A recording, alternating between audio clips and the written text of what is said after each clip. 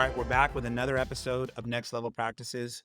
Now, last week, Adam and I sat down kind of impromptu to discuss marketing news because there's a lot happening in the world of tech that impacts marketing for small businesses and entrepreneurs. We thought it would be an interesting topic to explore. We got a lot of great feedback, so we're here back with another episode for you to kind of fast follow on some of these storylines. And I'm going to give you a quick overview of I think it's about 5 storylines that we want to cover today. First of all, we've got the OpenAI spring event that happened just this past Monday. We'll give you an update on what you need to know from that. We'll do a quick recap on the TikTok ban. And then I want to get into, it's a few weeks ago now, but I think it's still worth talking about. There was an announcement from the Instagram CEO that I think is very important for small businesses that was about prioritizing smaller creators. And then also under the Meta umbrella, there was an announcement just recently about Meta Verified for Business that is important for you to know about. And then the last major headline we're going to cover is still in the rumor stages, but it's Apple and OpenAI and a potential partnership that is forming there that could be very significant. Then we'll dive into a couple mentionable storylines that are a little less significant, but we think are worth watching. And we'll unpack some of these storylines a little bit more in depth. So let's get into it. All right, Adam. So the first thing up here I have, as mentioned, is the OpenAI spring event, which happened on Monday. First, we're going to unpack that a little bit later in this episode. But to start, will you give me just kind of your key takeaways? What was significant about this? So I think a lot of people thought that there was going to be a search engine released, an AI-based search engine. I know that that's certainly what we talked about last week when we discussed this. What they announced was short and sweet, but really powerful. It was about a 25-minute event, and they basically announced their next major leap forward in their product, their ChatGPT product, which is basically what I would call a native multimodal AI, meaning it can see, has vision, text, and audio, and all of those. The entire model is built around that, and it's super fast. It's 2 times faster than the last version. So they covered that in a few use cases, and then that's like the 5-second of what was released. We can go into it more, but the new product is called ChatGPT 4o for Omni. The O stands for Omni, and I think what we're getting at here is this thing that you mentioned where it's multimodal and it's natively multimodal. So just to explain that a little bit, when we think about ChatGPT, we think about text input, text outputs. Now they've had the ability for you to feed photos into it or visual inputs or audio into it, but not necessarily. That's kind of like a bolt on, an afterthought. Whereas this new version is completely made. This is what we mean when we say native, is made to think and correspond, so to speak, in all of these different mediums. Is that right? That's correct. Yeah. So it is, for all intents and purposes, if you think of an artificial intelligence as if you were to put it right into the head of a robot where it can see, it can move around, it can hear things and respond to you in real time, that is the closest thing to what this is. The founder, one of the founders, Sam Altman, the well-known founder of OpenAI, his favorite movie is the movie Her, which is about an AI, a man who has a relationship with an AI. And I think a lot of this product was modeled off of that. In fact, he directly said that. So it's the closest thing to that I've ever seen. I think that some would argue that it's very nearly close to what would be like an artificial general intelligence or an AGI. Like, we're getting there pretty quick. So anyway, yeah, that's what it was. Awesome. Well, I am, like I said, going to ask you more questions about this. We're testing a little bit of a new format here. What we want to do is kind of hit these headlines, give you some key takeaways. You can listen to just the beginning of this and kind of feel like you heard the week or the last few weeks in marketing tech news. And then if you want to keep listening, we're going to go a little deeper dive. But I think the key takeaway there on the OpenAI event, they did not release anything explicitly speaking about search. We're going to talk about why we still think what they did release was relevant to a new way of searching and kind of a change in search marketing that may still be on the horizon. But ultimately what we saw was a little bit of a different way of interacting with AI and the very beginnings of a very different interface from what you see with ChatGPT today. And that's what we mean about the multimodal. So let's jump into the topic number 2, which is the TikTok ban. There's not a ton to talk about here, but I do want to say, first of all, I think it's worth just a quick update. Adam, you mentioned when we were talking just recently I guess it's been over a week now that TikTok has sued to block, right? Will you tell us about that? Yeah, so they filed a lawsuit with the Court of Appeals in the District of Columbia, so Washington D.C. District Court or Appeals Court, sorry, and that is basically that the law that was just recently passed and signed into law they feel is unlawful, and they're challenging it based on the First Amendment and a few other things of the Constitution. So now that's essentially tied up in the judicial system until it will probably have a determination, be appealed to a higher court, have a determination, be appealed to a higher court, until it ultimately reaches the Supreme Court. How slow or fast that happens, essentially, uh, a determination and an enforcement action of that law is not going to happen until we get through this whole process. Right. So our stance is this is going to be held up legally for some time, but always I like to kind of dig around on the internet for context, and we're certainly not lawyers. I'm looking at this one article here from theweek.com, and it did give me some context that I think is interesting, where it says, first of all, it says it will be at least April 2025 before the American ban on TikTok goes into effect. That's, of course, if it's not held up legally or if TikTok's parent company doesn't divest it. Again, we've said this before, but I think it's important for people to understand it's not an outright ban and with no recourse for the parent company, ByteDance. They can divest the company so that it's entirely held by an American company instead of within an American subsidiary of their own. And then TikTok could persist and could stay around. But it says here in this article, however, court challenges will likely prove to be a tricky legal case for TikTok. It is almost certain that these legal challenges would focus on alleged violations of First Amendment free speech rights, but this won't be an easy fight since judges often hesitate to make decisions of national security importance where the legislature has so forcefully weighed in. It also mentions that even if ByteDance were to find a buyer for TikTok, it would need the Chinese government's permission to sell the brand. This could throw another wrench into the ongoing saga.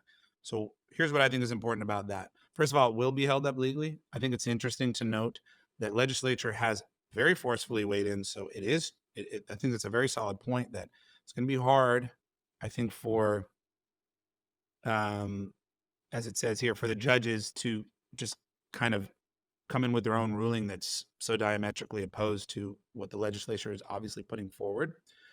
One path forward that we've talked about, Adam, and I think you said you found something on this looking around that people are talking about potentially the algorithms staying within the Chinese parent company but the American version of the app being sold off to an American company, essentially.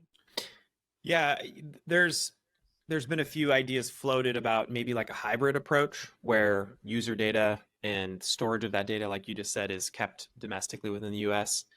I think ByteDance has stated, I think the Chinese government, I believe, has officially stated that they would not allow it to be sold off. Like they would rather just shut it down. Like there's been statements along those lines before, of course, then they sued to block it.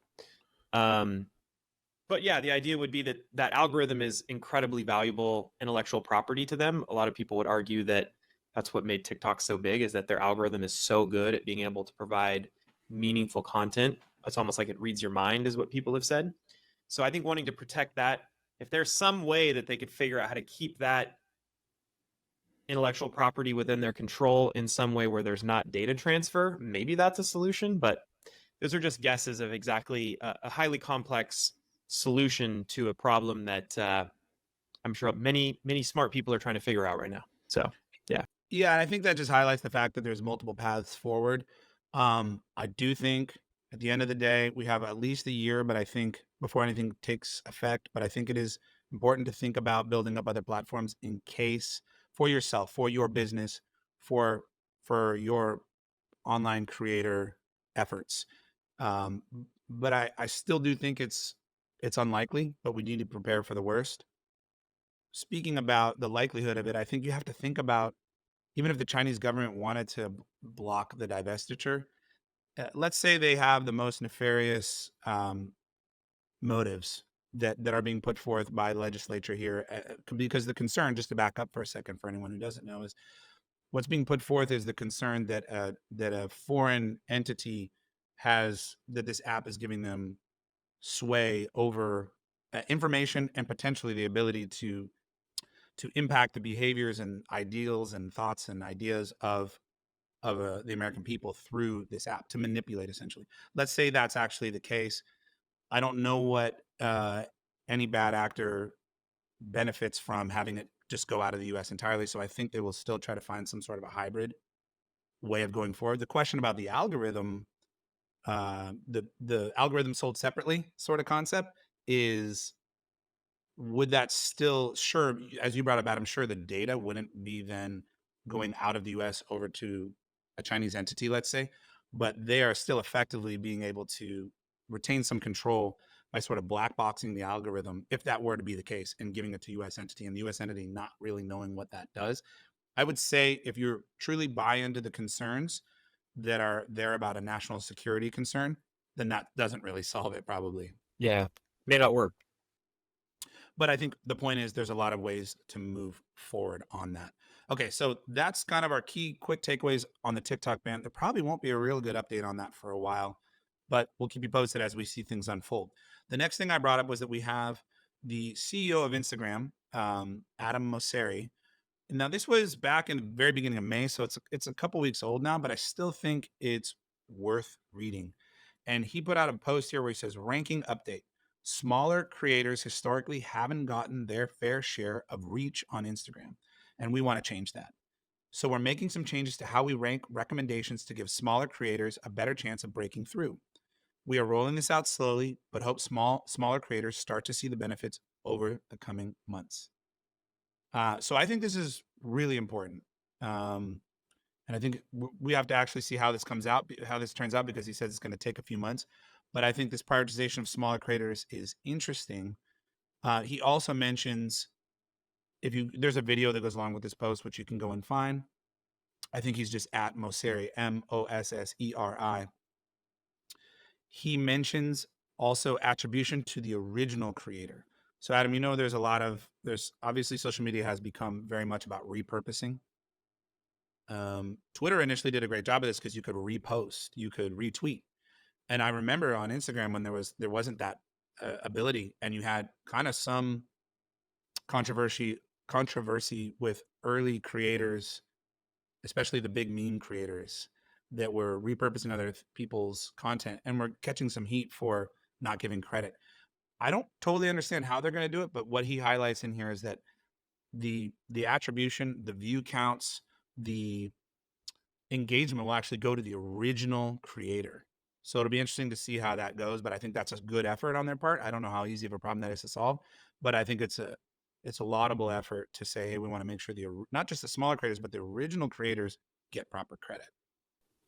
Yeah, I completely agree. I mean, I think there's so much considerable effort that goes into the content that's, so many individual artistic and creative people put so much time and effort into making something that is a beloved piece of content, and then unfortunately, without having that really carefully considered in an algorithm, you can just you ultimately stop doing it because you get blunted and it goes nowhere after that. So I think that's a smart effort. It kind of runs right into the next one, though, I will say, that I think you're going to cover, because and I'll let you cover that in a second, but uh, making sure that creator is not listing themselves as a business, because I think there's also maybe some confusion that can occur sometimes between a creator who has a business account who, anyway, so. Absolutely correct. Because yes, you know exactly where I was going to go next, which was story headline number 4, which is Meta verified for business. And when we create this content, I think of it as there being two kind of key audiences on the other side of this podcast, where we have business owners and we have creators. And sometimes business owners have their own kind of creator account and their own business account. Sometimes a lot of times if you're listening to this show, you're in medical aesthetics, but you might also be someone who has a business that inherently is sort of a creator business. Maybe a good example would be any kind of craftsman who's making something, and that kind of makes great creator content and business content. I think we're going to, as we see these things, these storylines unfold with Instagram, we're going to see a bigger delineation between business and creator. They're going to force it. They're going to force you to sort of make that clear.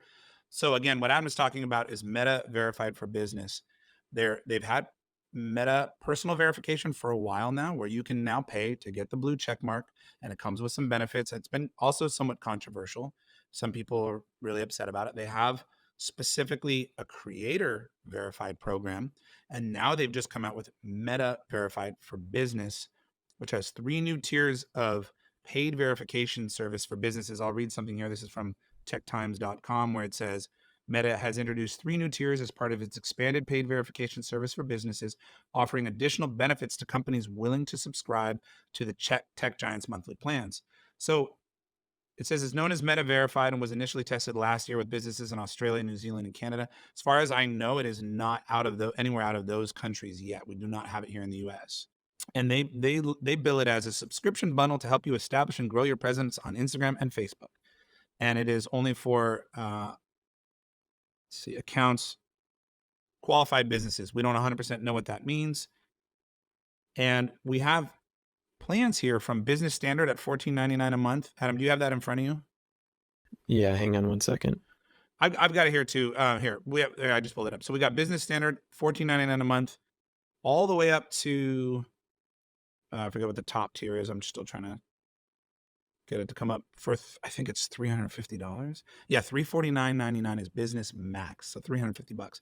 This Looks like it's marked down from $500 to $349.99 right now. I didn't even see. You're right. It's $499 with a slash through it. So okay, interesting.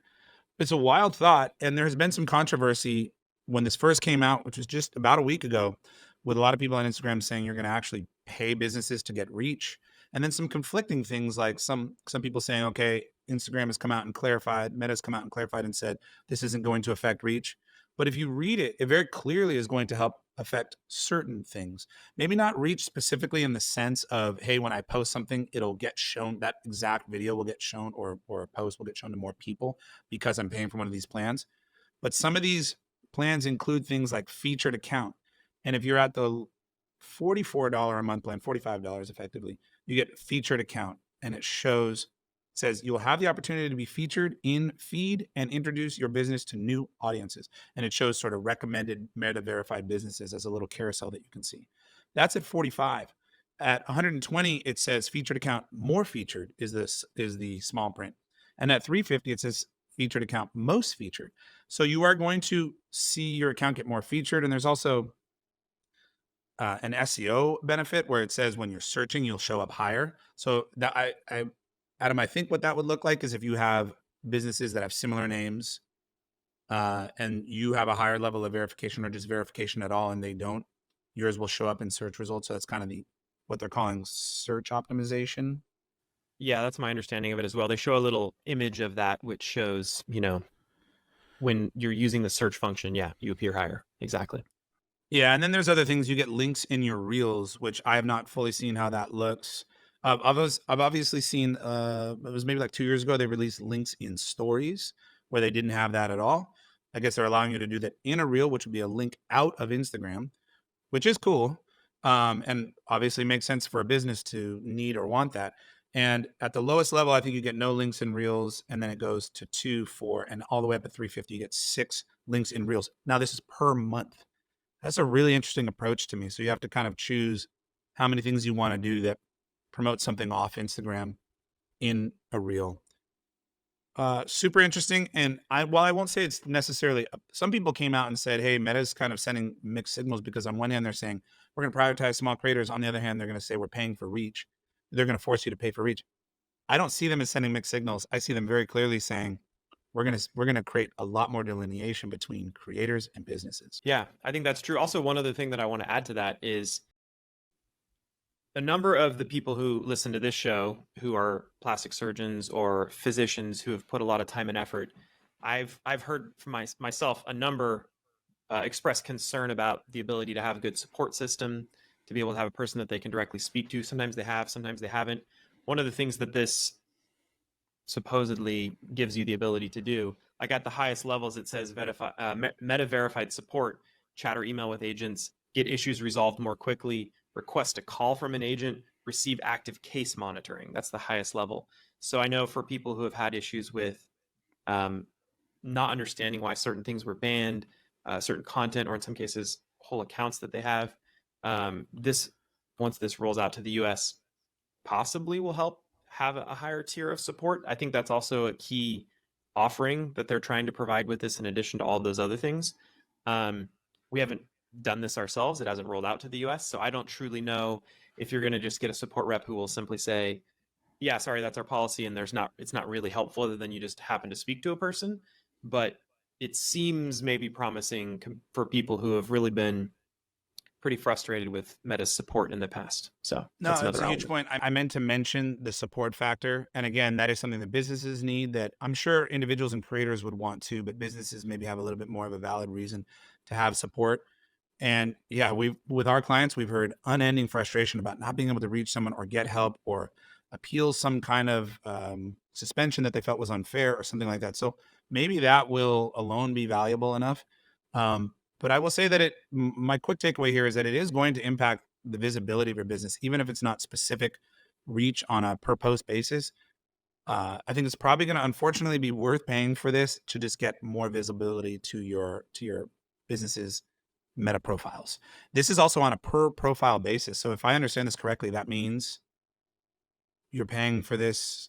Adam, are you clear on whether or not you're paying for it on Meta and then again on Facebook That is if you correct. want Yeah, it you on a can per see profile up at the top basis? it says get 20% off the total monthly subscription when you verify both Facebook and Instagram. So they do give you a 20% cut, but they consider like a reduction in price, but they consider Instagram as one and Facebook as another. So for probably most of the people who will listen to this, they'd probably mostly just do Instagram.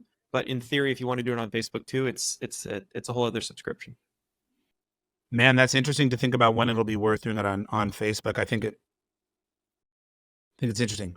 That might even start to make Facebook more worth marketing on again, but especially if you're trying to reach certain demographics, it may be worth doing on Facebook. We're going to keep you posted on this as it unfolds and also what we're seeing with our clients who are doing it and if they're actually seeing any tangible differences. So I think that's enough on that one for now, Adam. We unpacked that a little more than I even thought, but it's actually quite interesting. And the last kind of major headline that I have is this rumor about a partnership between Apple and OpenAI. Will you tell us about it? Yeah, so just before the event on Monday, the OpenAI event that they had, their spring update event, there was several articles that came out that day that OpenAI, Apple has their big release event coming in about a month from now.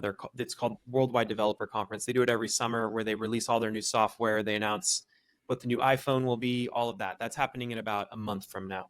So there's been rumors for the last several weeks that Apple's been talking to Google about their AI product, Gemini, and they've been talking to OpenAI about their AI product, ChatGPT, because it's pretty clear that Apple is behind on this subject, and they're looking to bring a partner in who will help elevate their AI offering and what that will be. A lot of people are assuming, although Apple, of course, has confirmed nothing, that this is to make Siri their audio chat product, that you talk with, their AI or their assistant product, substantially better because, as we all know, Siri is very far behind all of these products. So the rumor as of Monday before their event happened was that Apple and OpenAI have inked the deal. They haven't officially announced it yet, but they have put something together and it's happening. And that nothing has been inked with Google, but they might even have that as a secondary partner as well. We'll see what happens. Which is interesting considering that OpenAI's announcement, when it happened, it was all done on Mac computers, and it's native. The first app the desktop app that they released was with a Mac computer, and it's clearly very functional with Apple products. So I think that there's a number of things that will result from this if this is confirmed to actually be the case. But it's pretty interesting, especially considering that OpenAI already has a $10 billion investment from Microsoft and has a huge partnership with them already as well. So, yeah. Amazing how much kind of intertwining we're seeing between these companies that have different strengths and leverage to bear between each other and kind of the fact that they're all talking to each other in these interesting ways. Be very interesting to see how it plays out. I want to give you my quick takeaway on this, but to clarify one thing, when Adam was saying OpenAI's apps that they're releasing, he's talking about the event, which was just this week, that spring update. That's kind of their keynote where they give news. They called it the spring update. So they'll probably do a quarterly one with each season, so to speak. And yes, it's true that they showed a new desktop app and they showed several demos all on Apple products. Very interesting to note. We've been talking a lot about search and the potential for OpenAI. There's been a lot of rumors. And again, as Adam brought up at the top of this episode, we thought this past Monday event we'd hear about an OpenAI search product that would directly compete with Google. We didn't hear that. I don't think that that means that it's not in the works. And I think that the marriage of OpenAI and Apple, if it really does happen, seems kind of wild to me. I don't know if I'm even a believer because there are a lot of rumors out there and you have to watch out. But if it really did happen, that would really be the switch, the change up in search that would, I think, upend Google quite disastrously for Google. Here's why. We've been talking for years about Apple's efforts to move into search. They've hired a big team. They hired away people from Google that were very strong in Google's search talent, search engine. Essentially, their top talent in building their search engine. And it's not a secret. They've also had they've been making lots of efforts to crawl the entire internet. These are things that are known. And if they then power that with Siri has notoriously never been very good. And if we were to power it with OpenAI and Apple's search efforts that they've been making for the last few years, and now we have it in everybody's pockets, more or less, I think it could spell very seriously ominous things for Google in the way that we find knowledge, products, services, and businesses. So we're going to be watching that one really closely. Unless you have anything else to add to that, Adam, I'm going to jump on to the next kind of segment here. Perfect. As mentioned, we're trying a little bit of a different format because what we want you to do is kind of be able to follow along. Hey, I want to hear the top stories. Good. We've covered them.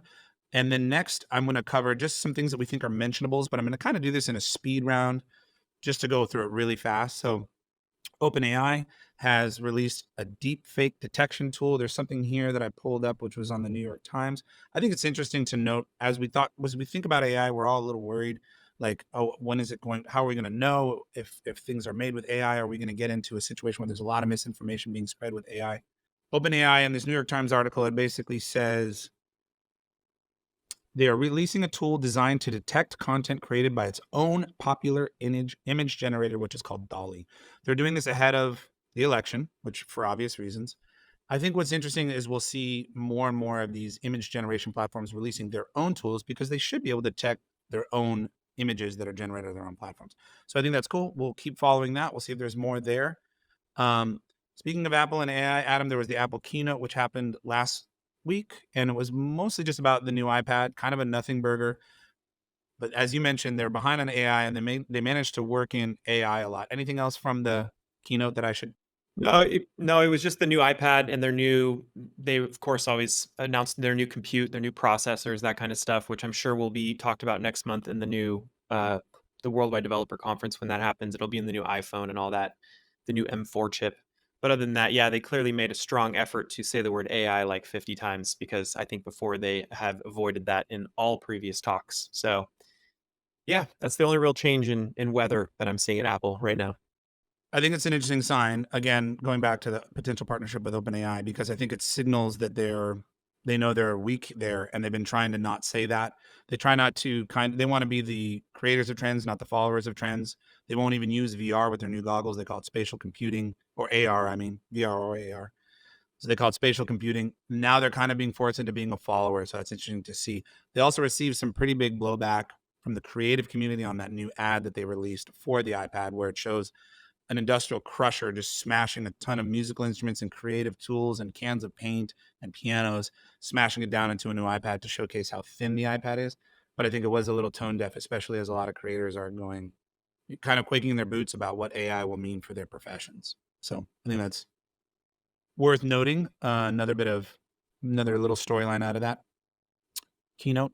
Google I/O is their own keynote, which is happening starting today, right? Are you kind of watching what's happening with that? Yeah, I've been watching it throughout the day. I believe it's done for the day as of right now when we're recording this. And there's we could do a whole unpack on that particular one, but the long and the short is there's a clear reason why OpenAI did their event yesterday, right before this. And I will say that I think that they got what they were trying to achieve out of it, which is I think that they overshadowed anything that I've seen from Google I/O so far, which is kind of their big annual event where they release new innovations all that I've really seen so far is them talking about their AI product, which is called Gemini, and new innovations on it, which seem interesting, but nothing particularly that overshadowed new innovations that were just talked about yesterday, which seem ahead. I would still say OpenAI is ahead of everyone else when it comes to generative AI and that sort of a product. So, other than that, there's just other mentions about Google search and other efforts to kind of how they're going to integrate that into Google search. And there's more to unpack and I need to dive into that more. So I'll have a chance to do that and we can talk about that more at some point soon. Still happening in real time, so we'll keep you posted on that. But definitely interesting to note that OpenAI timed their event one day before to kind of play the trump card one day in advance, maybe take the wind out of Google's sail, because it is definitely a big game between Google and OpenAI as it relates to AI specifically. Yep. Cool. We'll keep you posted on that. A couple other quick storylines that I thought were interesting. Just a few weeks ago, Elon put up another poll about possibly bringing back Vine. Yes. So this is the second time actually that he's put this poll up. He must have forgot he did it the first time because he did it, I think, in 22 or 23, and then he just did it again like 3 weeks ago. I mean, the poll is the same every time. Yes, please bring it back. Like, 70, 80% of the people want it to be brought back.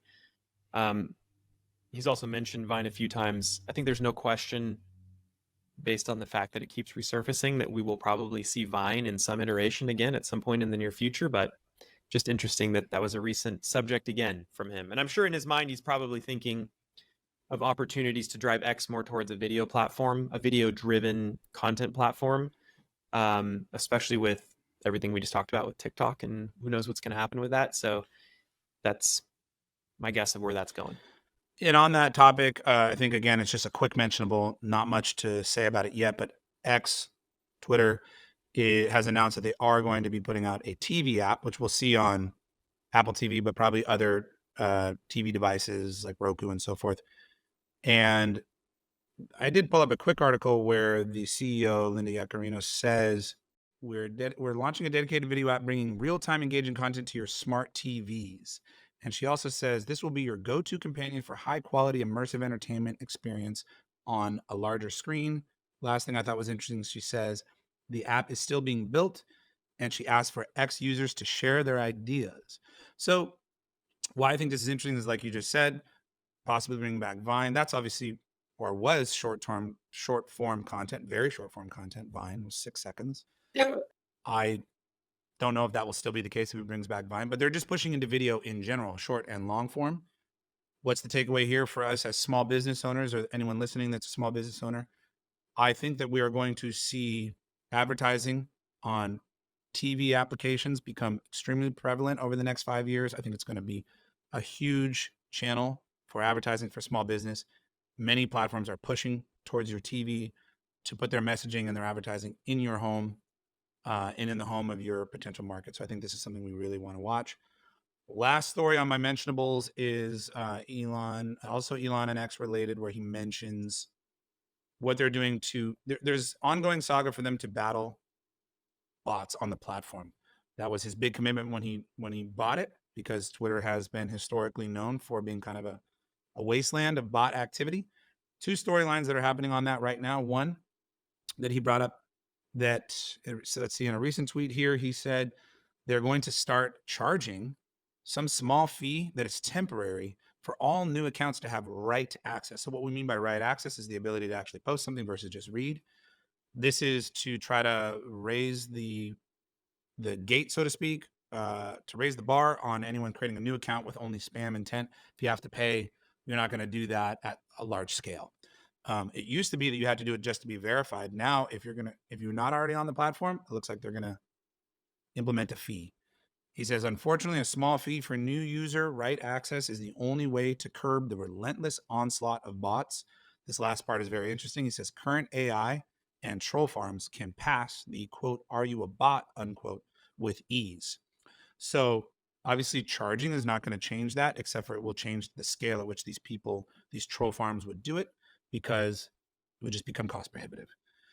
There's another tweet which is not directly related to bots, and then Adam, I'll let you share any thoughts on this, but it is still the same. It is bots, but it's a little bit different. It's a different angle of bots. He says any accounts doing engagement farming will be suspended and traced to source. I think this is interesting because we've had an era where a lot of businesses have paid in small ways and in big ways for a little bit of fake engagement, fake followers, likes, comments.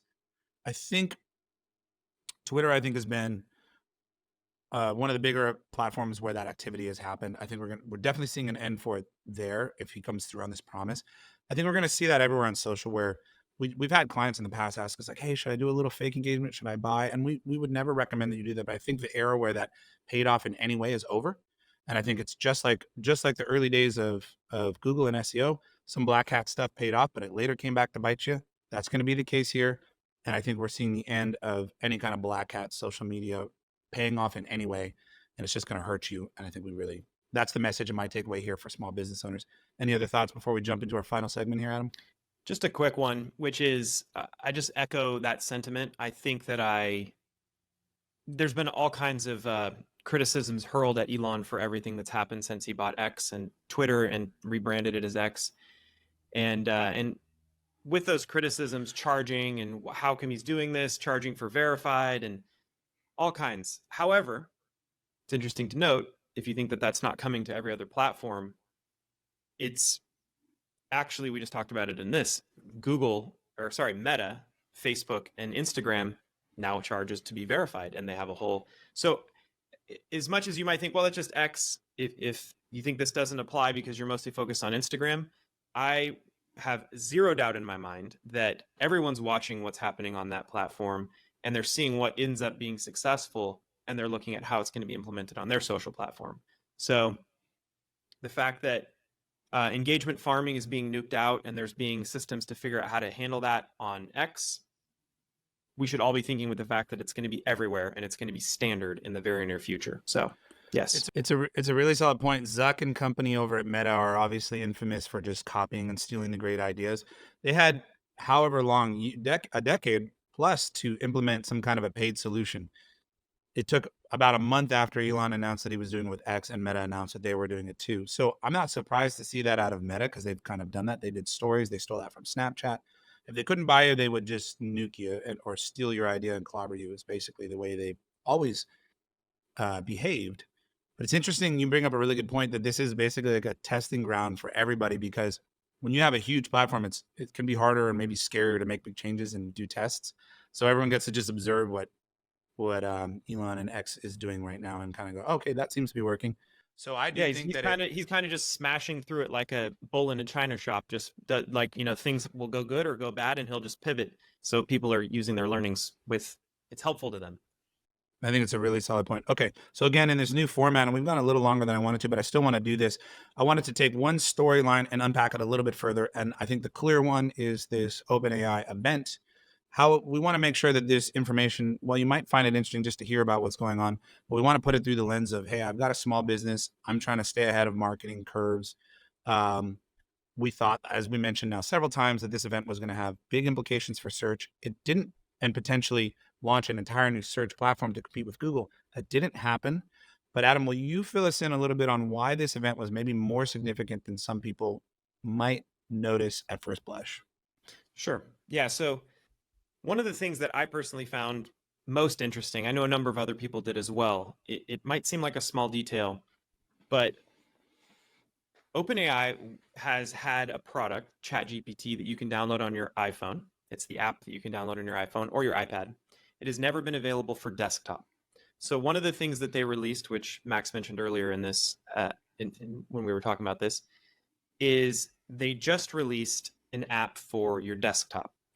And I think that is a bigger thing than people realize because you used to only be able to access ChatGPT via a browser. So you were on Chrome, let's say, which is the most prevalent browser on a desktop computer. You would log in and you would use ChatGPT there. There are certain platform limits and constraints that Chrome has that OpenAI is not able to get past. So the fact that they now provide a native app for Mac, and I'm sure they're releasing one for Windows as well, they will then have the ability to access at an OS level. You can easily click a button, screenshot something. It can see everything that you have, all screens open on your desktop. So you can show it a document that you have open and say, summarize this for me, All of those things you weren't able to entirely do from a browser. All you could do is upload a picture. That's it. So now that it has that there, that is the first step to having it replace having to go to a browser to search, browse, and find something. You can just immediately use it. They also have a hotkey for it, so you can just hit Option Spacebar, and just like your search on your computer, you can pull up ChatGPT and just use it right away. So that's a pretty interesting move, and I think is the next big move for them to do away with using a browser so much. Exactly. And so we know that that's why I still think that this is super significant for competition with Google. This was one of Google's first moves was, or not first, but long ago they created Chrome to again be natively on your device. So when we talk about native, there's the web, but then there's actually having something installed on your device. So right now you go to ChatGPT through going to a website. Now it's installed on your device. And as Adam said, it is the first step in really overtaking the way that we explore the internet, the way that we search the internet. There's a lot more we could say about it, but I think that's the key takeaway here. I also think that people did allude to the movie Her, the Joaquin Phoenix, Spike Jones movie, and I think the the kind of AI assistant is really interesting. They showed examples of kind of working with ChatGPT in a multimodal way, so it's not just with text. They were talking with it. Um, the demos showcase the female voice. So yes, it did conjure images of that film, and the voice is extremely emotive and feels very personal. That's all pretty interesting. But I think what's most interesting is, again, as it relates to search and SEO and how people find businesses and products and services, it's very clear that you're going to start asking your AI assistant questions, and that assistant will pull from the internet and will start to learn your personality and will help you find choices that make the most sense for you. And there may be not any kind of visual interface. You can simply ask it can give you an answer. You can say, great, set an appointment for me, uh, call them right now, whatever it may be. And we've completely moved the interface to an audio only interaction that feels very human, actually. So I still think it heralds big things for search and the way that businesses are discovered. It absolutely does. One other key thing, second thing that I was going to say related to, and exactly on the point you're making, they made a huge effort with this model to make it 2 times faster. So to explain what that means is the latency, the response time of when you ask it a question to when you get a response. Think about Siri or something where it's very notably you ask it a question, there might be like a delay of a couple of seconds before you're very clearly talking to a computer. It's noticeably that experience. With this model, they made a very clear point to show that it is no delay. It's near instantaneously, like it was milliseconds. It seemed like a human interaction with the response that you were getting. And then along with the emotive element to it, that is the next sort of phase to move it so that it sounds so human in the interaction, and it's emotive enough that I've seen clear examples provided online following the update event yesterday where a person told the AI exactly what it wanted it to do. It wanted it to call and get his phone returned, and it put them on the phone with a support person. And the support that it interacted with, it gave him his email that he wanted, the order number that happened, it gave him everything, and it did the entire thing all on its own. It was just a video of it getting a return to sender UPS label sent to him and getting it all set up to get it returned, and the AI did all of it on its own. So that was something that was not previously possible until yesterday. I'll also add to that, all of the features that they showed yesterday, they didn't make it clear in the event. They're not entirely rolled out yet. I think based on everything I've seen, it will be over the next few weeks that it will officially come to 4.0, which is accessible, but it doesn't yet have all those features added into it yet. So that's so you know. Yeah, pretty incredible. The latency factor is huge. The ability to kind of give it a task is also huge. I'll take an AI assistant to help me with my returns because I'm notoriously terrible and I always miss the return deadline and then I'm stuck with the item. Anyway, I think that's all the time for today. I hope you guys like this format. If you like it, let us know. Drop a comment. Let us know when you see us in person at a conference. Write us through the website. You can go to influxmarketing.com/subscribe to get notified about future episodes. And we will have more of this kind of content coming your way soon. and we'd love to hear your feedback. See you next time.